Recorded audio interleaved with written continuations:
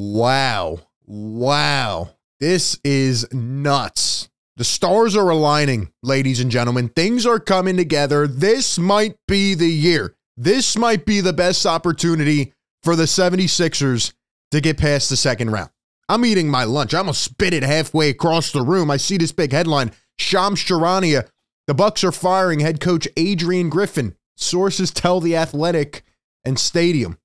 The Bucks, second seed, 30-13 on the year. I guess, yeah, we're halfway technically through the season, but I really count the All-Star break as my main halfway point when I think about it.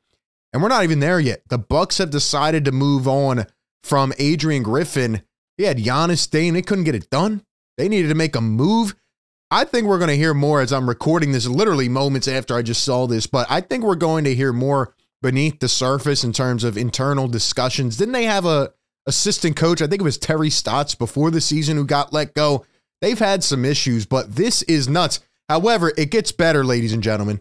And the reason I say the stars are aligning, and Daryl Morey, if you're out there listening, you have to do everything you can right now. You have to push all the chips in to the middle of the table. Go all in. You need to make this team a championship contender right now. Terry Rozier got traded to Miami this morning.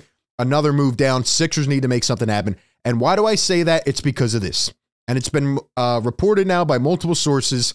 Adrian Wojnarowski says the Bucks are planning to quickly pursue a small pool of accomplished and available veteran coaches, with Doc Rivers near the top of the list. In addition to that, Chris Haynes reports the Bucks will strongly consider hiring Doc Rivers, and Shams says Doc has emerged as a serious candidate to become the Bucks' new head coach. Ladies and gentlemen, I'm telling you right now, I'm thinking about everything.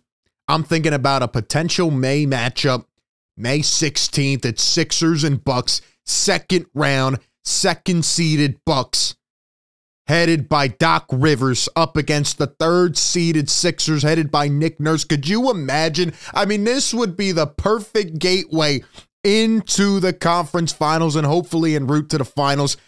Things are coming together. This could be the best opportunity. The Bucks get rid of Adrian Griffin, who, by the way, was on Nick Nurse's staff before. They don't want to hire Nick Nurse, or maybe they did, and Nurse said, screw it, I'll go to Philly, play with or coach with an MVP, and Tyrese Maxey, who's an upcoming star, and take less money. And, I mean, he did admit to doing that, but the Bucks get rid of Adrian Griffin, and their master plan, their philosophy is to go out and hire an accomplished head coach in Doc Rivers.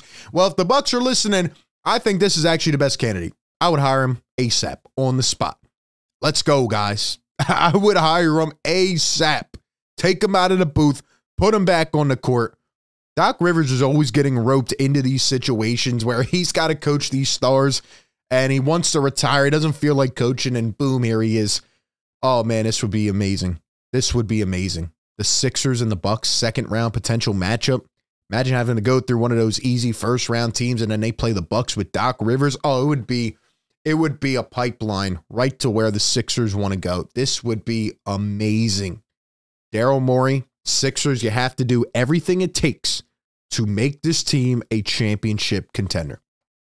I will say I'm surprised that the Bucks made this move at the point that they did. Somebody on Twitter said that this is the Cleveland Cavaliers firing David Blatt all over again. I forget how that went. I remember Blatt was fired mid-season. I forget what year it was, but I just think this is a lot different. Like, you have Giannis, you have Dame, and people have been complaining a bit about the Milwaukee Bucks because they've been on a couple losing skids, but I'm pretty sure they just won last night.